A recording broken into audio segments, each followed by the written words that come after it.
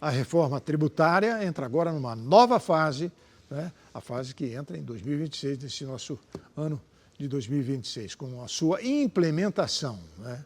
E já acende um alerta entre empresários e investidores. Mudanças na tributação sobre imóveis, lucro e empresas, né? Levantam dúvidas sobre aumento dos custos, impacto nos preços e até no mercado de trabalho. E para entender quem realmente paga essa conta e que estratégias legais podem ajudar a reduzir riscos e dívidas fiscais, nós recebemos aqui no Brasil News o advogado tributarista, Dr. Miguel Elkadri. Seja bem-vindo, doutor Miguel.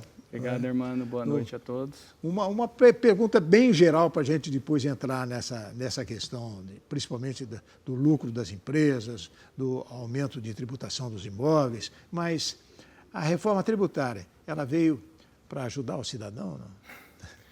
Irmão, eu acho que essa é a pergunta que todos se fazem todo santo dia. Infelizmente, nós temos hoje no Brasil o que nós chamamos de a maior carga tributária do mundo. E não bastasse isso, um sistema tributário ultra complexo.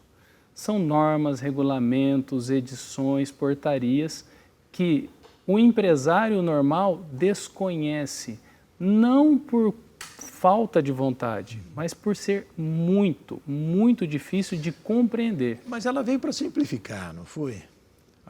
A questão é, toda norma precisa ser regulamentada.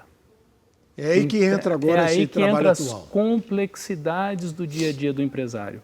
Mesmo quando eles dizem que o sistema tributário ele vai ser simplificado, mas isso não quer dizer que o custo vai ser diminuído. Então, mesmo nós diminuindo o número de impostos, até a nomenclatura de algum deles, como, por exemplo, o CBS e o IBS, que substituem alguns tributos anteriores, isso não quer dizer que a carga tributária vai diminuir. Muito pelo contrário, ela vai aumentar. Vamos juntar INSS, inclui também... Você tem, por exemplo, o IBS e o CBS, que são impostos que substituirão outros, alguns a nível federal e outros a nível municipal e estadual. Então você tem, por exemplo, o IBS, o Imposto sobre Bens e Serviços, que vai substituir o ICMS e o ISS. E aí nós temos o CBS, que vai substituir PIS e COFINS. Uma das informações que eu recebi aqui é de que os imóveis, com essa questão agora da implementação dessa mudança na tributação do cidadão e também das empresas, vão ficar mais caros. Confere isso? Não? Infelizmente, sim. E nessas circunstâncias, quem paga a conta? É sempre o consumidor. Infelizmente, é você, empresário, empresária, dona de casa, trabalhador autônomo, vocês é que vão pagar a conta. Por quê? Em que pese as empresas tenham um aumento da sua carga tributária, por exemplo, da compra e venda de imóveis com a adesão, com a aproximação da implantação do CBS, do IBS e do CBS, podendo haver um aumento até de 14% no custo desses imóveis. Então, para aqueles que são empresários desse ramo, é indispensável que eles readequem as suas estruturas empresariais, adequem a sua empresa para que ela atenda às novas exigências do mercado.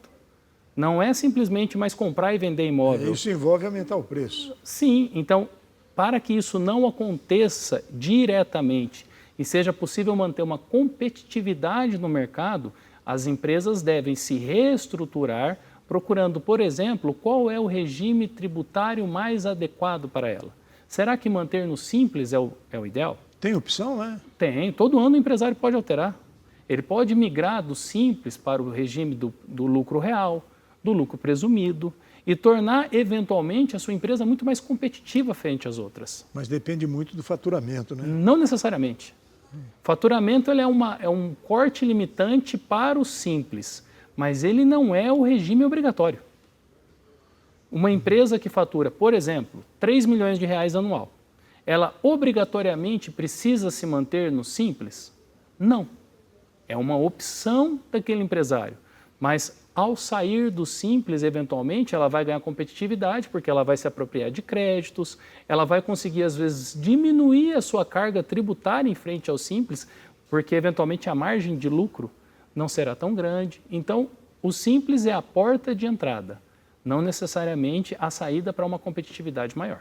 Essa divisão por profissão, por exemplo, dos chamados PJs, né, que substituíram a CLT.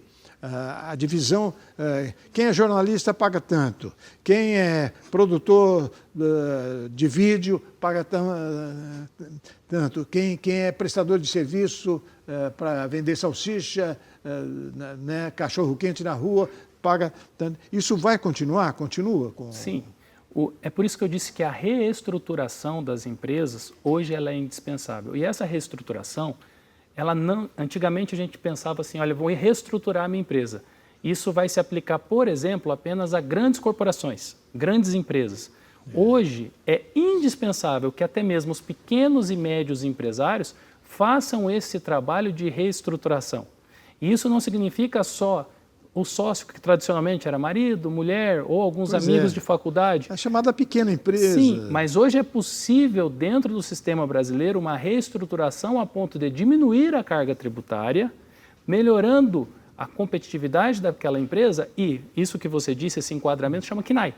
Será que aquele KNAI que aquela empresa tem hoje é o adequado para aquela atividade? Será que não existem KNAIs semelhantes àquele que ela pratica atualmente, que permitam um custo tributário inferior ao que ela pratica hoje?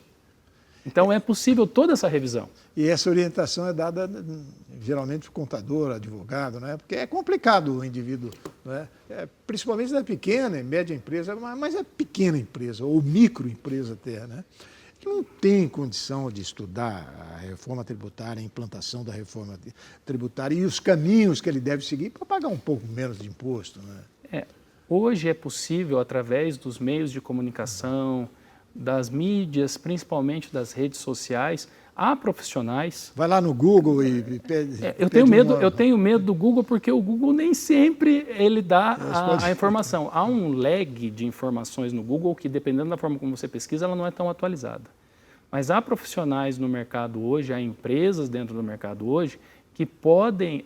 nós temos falado hoje em dia que você precisa, como que eu posso te dizer? Você precisa popularizar a informação, trazer ela para o povo comum, para as pessoas que não têm uma formação técnica, aquela informação de forma acessível. Mas todos, eu insisto, todos, invariavelmente vão ter que rever os seus negócios para se manter no mercado a partir de 2026. Uma outra discussão diz respeito ao lucro das empresas, né? Sim. Nesse novo imposto aí, esse novo imposto que classifica lucro, enfim, como lucro, deixa o empresariado um pouco ressabiado, porque ele é utilizado como se fosse um dinheiro que chegou para você gastar, né? E ele não está envolvido nas despesas Como é que é essa história? No Brasil hoje... É uma grita grande com respeito a isso. O governo chama isso dos super ricos. Aqueles super ricos, aqueles que têm um faturamento, um lucro mensal acima de R$50 mil, ou seja, se você distribui um lucro na empresa acima de R$600 mil ao ano, você é taxado como super rico no Brasil. Isso já seria uma pré-concepção do governo. E esse imposto ele sobe gradativamente, a partir de R$1.200.000 ao ano se paga 10%. Ele começa com uma alíquota inferior e vai subindo até os 10%. Só que nós temos que ter em mente o seguinte: lucro não é o que sobra. Muitos confundem lucro com sobra. Lucro é o que garante na sua empresa a manutenção de emprego, a manutenção de competitividade, a manutenção até mesmo da atratividade do seu negócio frente aos outros. Irmão, quem em sã consciência mantém uma empresa que não dá lucro? Porque aí não teria motivo para existir empresa. Então, dentro dessa circunstância, que é indispensável neste ano de 2026, a reestruturação das empresas, permitindo que ela mantenha a competitividade e possa distribuir os dividendos de maneira adequada, sem o pagamento desse novo imposto. É possível hoje, dentro do ordenamento jurídico brasileiro, uma reestruturação para que você, empresário que fature acima de R$600 mil ao ano em termos de dividendo, de lucro, não pague esse novo imposto.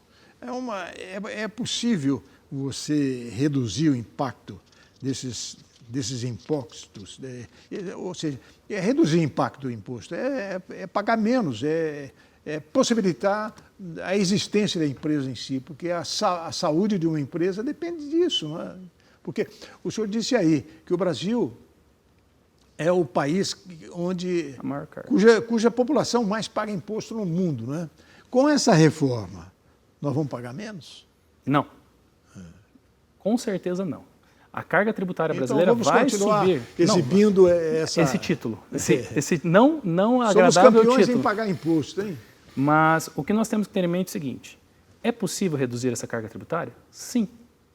Se você faz uma reestruturação societária, se você permite verificar se a sua empresa está no KNAI adequado, se você busca circunstâncias que melhorem a estruturação dos sócios da empresa, se você reestrutura, se você revisa as práticas contábeis da sua empresa, enfim, se você melhora a competitividade do seu negócio, isso tornará o seu negócio muito mais leve, muito mais atraente, pagando inclusive menos impostos que empresas que estão na mesma atividade. Por exemplo, a maioria dos empresários hoje desconhece a possibilidade de usar direitos creditórios. Olha, eu tenho aqui um dado interessante: 60% da população, isso não envolve apenas empresários, mas 60% da população brasileira tem algum tipo de dívida pendente com o governo, né? Quer dizer, de cada 10 brasileiros produtivos, 6 estão meio que enforcados aí. Eu vou dar um dado mais alarmante para você. Hoje, nós temos no Brasil 8.500.000 empresas devedoras ao fisco. Mais de 8.500.000 empresas devem ao fisco, o que dá ali um débito hoje de quase 3 trilhões de reais. Não estou falando bi, não, estou falando trilhões de reais. E aí, obviamente, essas empresas se sentem sufocadas e impedidas de continuar suas atividades, porque o fisco, literalmente, ele fica no pé delas para receber esse crédito. Mas, hoje, dentro dessa nova reforma, é possível popularizar medidas que antes eram possíveis de serem utilizadas apenas por grandes corporações. Por exemplo, os empresários podem revisar os seus créditos, os seus débitos junto à Receita, pode fazer transação tributária em várias modalidades, a principal delas, obviamente, é a transação individual, obtendo descontos muito gradativos e significativos junto à Receita, chegando até 80%, 90% de desconto, parcelamento dessa dívida, pagamento através de bens, pagamento através de adjudicação. São instrumentos legais que existem, que as grandes corporações fazem uso, mas que o empresário, principalmente o pequeno e o médio, desconhecem, mas que não são exclusivos dessas empresas grandes. Eles são utilizados pelas grandes, mas podem ser utilizados por todo e qualquer empresário. Doutor Leocadre, mais uma vez, obrigado. Eu que agradeço. Pela sua aula aqui no Brasil News. E nós estamos aqui de portas abertas para recebê-lo, não é? Indefinidamente, né? Às vezes, porque é agora que nós vamos começar realmente a nos preocupar com essa questão. Né? Eu queria só deixar até um recado para o empresariado brasileiro. 2026 é o ano da reestruturação. Você, empresário, que pretende se manter no mercado, que pretende se manter competitivo, o ano é 2026. Porque a partir de 2027, gradativamente, a reforma tributária, ela efetivamente vai entrar em prática. Então, o ano de 2026 não é o ano de esperar, é o ano de agir. Agora é a hora de preparar o caminho. Né? Perfeito. Até a próxima. Obrigado, Armando. Boa noite, Brasil.